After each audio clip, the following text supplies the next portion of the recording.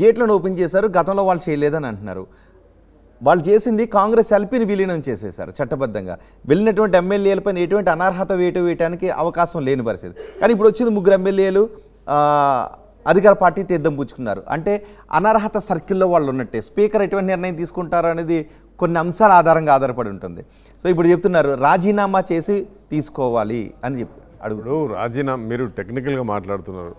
రాజకీయంగా చూస్తే ప్రజల పర్స్పెక్టివ్ చూస్తే మీరు ఇట్లా తీసుకున్నా ఒకటే, తలకాయని తీసుకుని రాయిని తీసుకుని ఇట్లా కొట్టుకున్నా ఒకటే. అల్టిమేట్లీ ఒక ప్రజాప్రతినిధి ఒక నియోజకవర్గంలో ఎమ్మెల్యేగా ఎలక్ట్ అయినలో ఒక పార్టీ సింబల్ మీద ఒక క్యాండిడేచర్ మీద ఈ రోజులో ఏంటంటే పార్టీ సింబల్ మీద 50%, క్యాండిడేచర్ మీద 50% ప్రజలు చూసి గెలిపిస్తున్నారు. ఇప్పుడు గెలిపించిన తర్వాత పార్టీలు మారడం అనేది మీరు తయారు చేసినారు. ఒక ఎల్పీ విలీనం చేయడమా విలీనం చేయకపోవడం అది టెక్నికల్ ఇష్యూ. నేను అంటున్నది అది కాదు.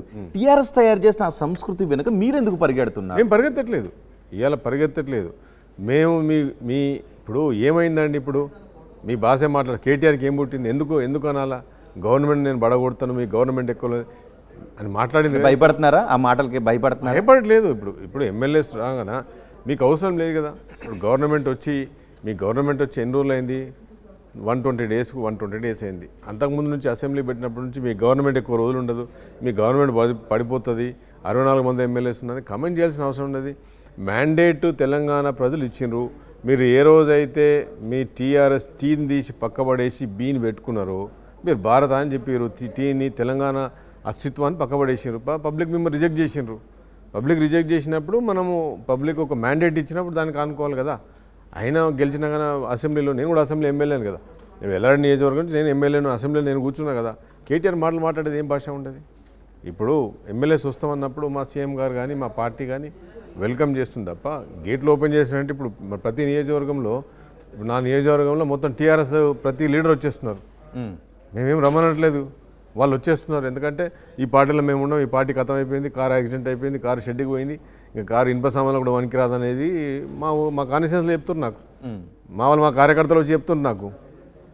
కానీ నిజంగా కారుకి అలాంటి పరిస్థితి ఉంటుందా? ఏ పార్టీకైనా ఒక 10 ఏళ్ళు పరిపాలించిన తర్వాత సహజంగా ప్రజా వ్యతిరేక రావచ్చు, వెళ్ళిపోతున్న ఎమ్మెల్యేలను వెళ్ళిపోనివ్వండి, నూతన కేటర్ను సిద్ధం చేసుకుంటామని చెప్తున్నారు. సో అప్పుడు కాంగ్రెస్ నుంచి ఎమ్మెల్యేలు వెళ్ళింది మొత్తం ఎల్పీని అంతటిని కూడా, కాంగ్రెస్ ఎల్పీని అంతా విలీనం చేస్తారు దాంట్లో. కానీ ఇప్పుడు అలాంటి ప్రక్రియ జరగట్లేదు కదా. ఇప్పుడు వరకు జరిగింది చట్టవిరుద్ధంగా జరిగిందని చెప్తున్నారు, నైతికానికి వ్యతిరేకంగా జరిగిందని చెప్తున్నారు. ఎక్కడ జరిగింది? ఇంకా ఉన్నారు కదా, ఇంకా ఎమ్మెల్యేస్ మా సీఎం గారు అంటున్నారు కదా, మొన్న ఇంకా లైన్లో చాలా మంది ఎమ్మెల్యేస్ ఉన్నారని చెప్తున్నారు కదా. ఉన్నారా? 20 నుంచి 25 మంది ఎమ్మెల్యేలు ఉన్నారా అంటున్నారు కదా. ఇప్పుడు పార్టీ ఆఫీస్ నుంచి వస్తుంది కదా. ఇప్పుడు మీరు ఒక మాట అన్నారు, కారుకి ఎందుకు అయింది? ప్రతి పార్టీకి 10 సంవత్సరాల తర్వాత పునర్విభజన జరుగుతుంది, రీస్ట్రక్చరింగ్ జరుగుతుంది, ఐడియాలజీని రీస్ట్రక్చరింగ్ చేసుకుంటారు ప్రజలు మ్యాండేట్ చేసినప్పుడు.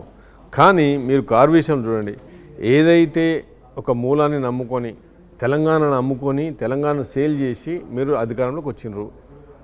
మరి అధికారంలోకి వచ్చిన తర్వాత అదే తెలంగాణ అవసరం లేదని చెప్పేసి మళ్ళీ మీరు భారతకు పోయినరు. మీరు చూడండి ఎంత మార్పిడి చేసుకున్నారు. ఇప్పుడు ఏ పార్టీ అయినా, ఇప్పుడు టీడీపీ అయినా, కాంగ్రెస్ అయినా, బీజేపీ, ఎనీ పార్టీ ఎన్నికల్లో గెలుస్తుంది, ఎన్నికల్లో ఓటమి జరుగుతుంది. అయినప్పుడు 10 సంవత్సరాలు కాంగ్రెస్ పార్టీకి రాలేదు, మళ్ళీ మేము వర్క్ చేసినాము, తర్వాత రీస్ట్రక్చర్ చేసుకున్న తర్వాత కాంగ్రెస్ పార్టీకి ఇచ్చిండ్రు. కానీ ఏ రోజు కూడా కాంగ్రెస్ ఐడియాలజీ మేము చేంజ్ చేయలేదే. మీరు మూలాన్ని చేంజ్ చేసినా ఇలా మీకు గతి పట్టింది. ఇలా మీకు ఫోన్ ట్యాపింగ్లు జరిగింది. ఫోన్ ట్యాపింగ్లో కేటీఆర్ ఏమంటాడు, ఒక 2-3 ఫోన్లు మాట్లాడితే ఏమవుతుంది అంటాడు. అసలు ఇట్లాంటి మాటలు మాట్లాడినప్పుడు ప్రభుత్వాన్ని కూలగొడతా ఉంటారు. 2-3 సార్లు మాట్లాడితే ఏమవుతుంది అంటారు. ఈ కవిత ఏమంటుంది, జైలుకు పోయేటప్పుడు కడిగిన ముత్యం లాగా వస్తా అంటుంది. కడిగిన ముత్యం ఏముందండి? చేసింది లిక్కర్ స్కామ్ చేసిన తర్వాత ఇంకా అలా ముత్యం ఏంది, కడుగుడు ఏంది, ఇంకా ఆడి ఏడికలు వచ్చింది, కడుగుడు ఎక్కడ వచ్చింది? ఓకే, బీఆర్ఎస్ని మొత్తం భూస్థాపితం చేయాలని మీరు అనుకుంటున్నారు, రైట్? బీఆర్ఎస్ షెడ్కి వెళ్ళిందని అంటారు, రైట్? మేము అనుకోవట్లేదు. బీఆర్ఎస్ అనే పార్టీ ఉండదు అని చెప్పేసి వాళ్ళనే అంటున్నారు. మిగిలేది కేసీఆర్ మిగులుతాడు, కేటీఆర్ మిగులుతాడు, హరీష్ రావు కూడా బీజేపీకి పోతాడు. హరీష్ రావు కూడా ఎక్కువ రోజులు ఉంటాడు. హరీష్ రావుకి అవకాశం ఉన్న రోజులు ఉంటాడు. ఆయన ఎక్కడికి వెళ్తారు హరీష్ రావు? ఇంకేటి పోతాడు? ఇంకా బీజేపీ పోతాడు. కాంగ్రెస్ అయితే రాలేడు కదా. ఇక హరీష్ రావు ఏమో ఎక్కువ రోజులు ఏమో అక్కడ పార్టీలో ఉండే పరిస్థితి లేదు. హరీష్ రావు బీజేపీకి పోతాడు. ఇక మిగిలేది తండ్రి కొడుకులు ఇద్దరే మిగులాల్సి వస్తుంది. అంతకంటే ఎక్కువ ఏం లేదు ఇక్కడ పార్టీలో.